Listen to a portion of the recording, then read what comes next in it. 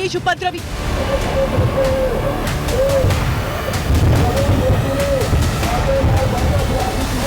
Border पर भारी machinery.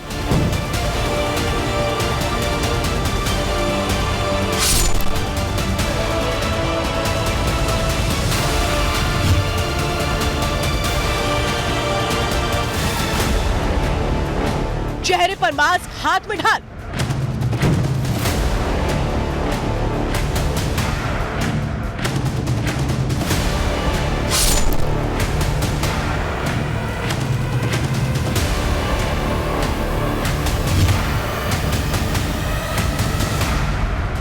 अन्नदाता के नाम पर आतंक फैलाया जा रहा है। पुलिस वालों पर पथराव हो रहा है।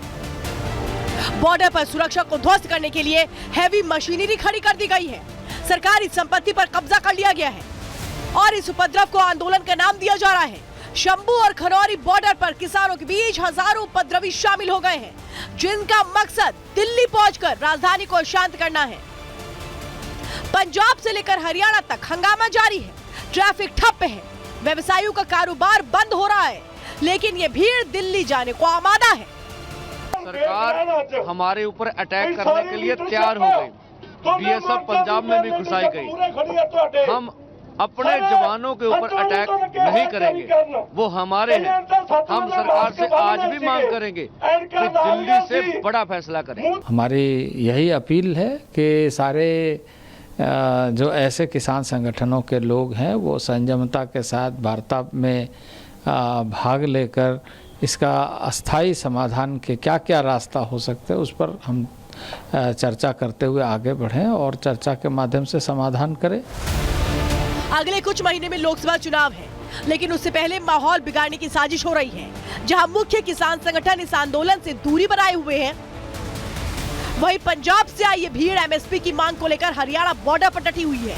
सरकार इन किसानों से बात कर रही है, कई प्रस्ताव भी रखे गए हैं, लेकिन भीड़ में शामिल कुछ लोग नहीं चाहते कि सरकार और किसानों के बीच सहमति बने। सरकार किसानों से चर्चा को तैयार है, लेकिन भीड़ में शामिल उपद्रवी सुरक्षा कर्मियों को निशाना बना रहे हैं। किसान आंदोलन के दौरान आज प्रदर्शनकारियों द्वारा दाता सिंह खनौरी बॉर्डर पर पुलिस कर्मियों को घेरकर पुलिस नाके के आसपास भारी मात्रा में पराली में मिर्च पाउडर डालकर आग लगा दी गई और पुलिस कर्मियों पर प्रदर्शनकारियों द्वारा भारी पथराव तथा लाठी गंडासे से भी हमला किया गया। इस हमले में लगभग 12 पुलिसकर्मी गंभीर रूप से घायल हुए हैं। लोकसभा चुनाव को देखते हुए इस आंदोलन को सियासी पार्टियां खूब हवा दे रही हैं। जहां पंजाब सरकार ने भीड़ को दिल्ली जाने की खुली छूट दे दी है, वहीं कांग्रेस भी उकसावे वाली राजनीति कर रही है। जहां केंद्र सरकार किसानों से बात करके मामले का हल निकालने में जुटी है, वहीं इंडी गठबंधन के नेता सियासी रोटियां सेकने में जुटे हैं। गवर्नमेंट उनके जो डिमांड्स है, रीजनेबल डिमांड्स, उसको मानना चाहिए। और हम खुद भी हमारे इलेक्शन मैनिफेस्टो में भी ये कहने वाले हैं कि एमएसपी ये लीगल गारंटी करना चाहिए। किसान धरने पर बैठे हैं, किसान एमएसपी की मांग कर रहे हैं और बीजेपी के लोग भारत रत्न का प्रचार कर रहे थे। और जब भारत रत्न दिया हो स्वामीनाथन जी को, चौधरी चरण सिंह जी को, तो किसानों की भी दुर्दशा को ठीक करने के लिए उन्हें फैसला लेना चाहिए। एमएसपी और आय दोगुनी कैसे होगी उसके बारे में बताना चाहिए।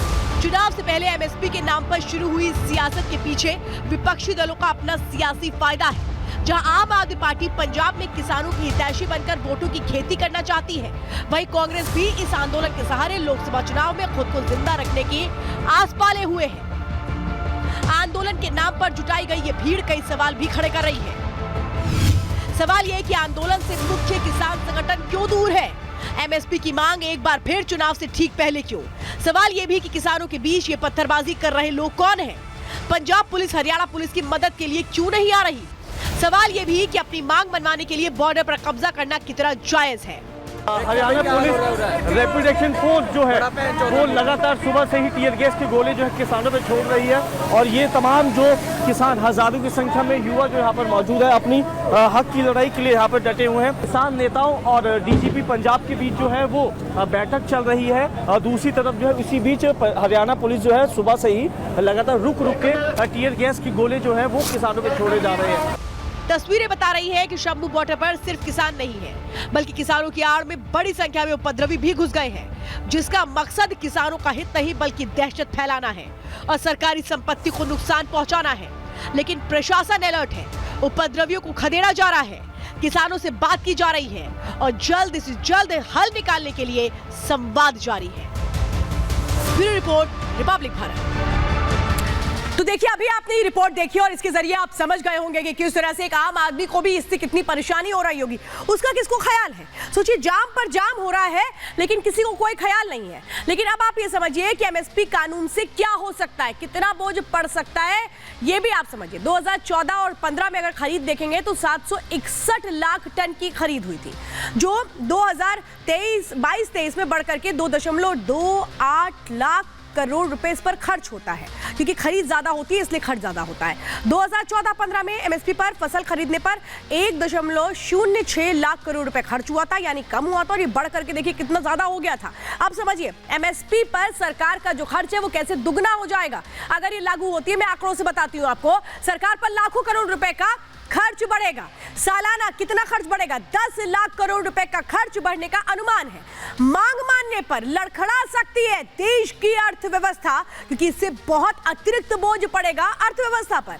एमएसपी कानून से विकास की रफ्तार पर भी सीधा असर पड़ सकता है, ऐसा माना जा रहा है। सरकारी खजाने पर बोझ बढ़ा सकती है वो महंगाई जो बढ़ेगी इसके बाद, क्योंकि अर्थव्यवस्था में अगर एक तरह से कहें कि फ्लक्चुएशन आएगा तो इसका असर इन्फ्लेशन पर होगा।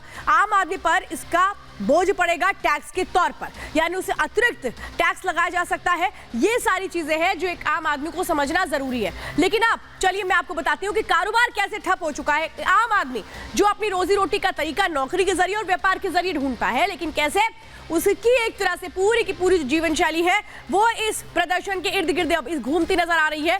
कैसे कैसे प्रभाव पड़ रहा है समझिए।